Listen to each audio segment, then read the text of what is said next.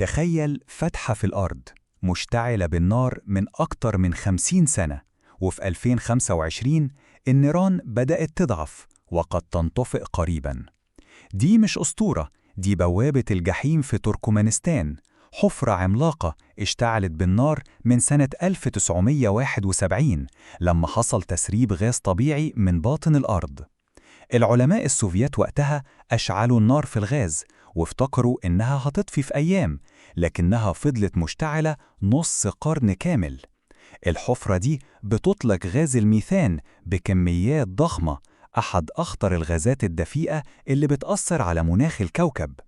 كانت النيران بتتشاف من كيلومترات، لكن النهاردة بقت زي نافورة صغيرة بتنفس بقايا غاز ضعيف. السبب؟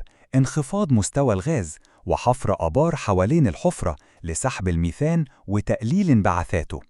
هل فعلا هتنطفئ بوابة الجحيم، ولا في مفاجآت تانية جاية من قلب الصحراء التركمانية؟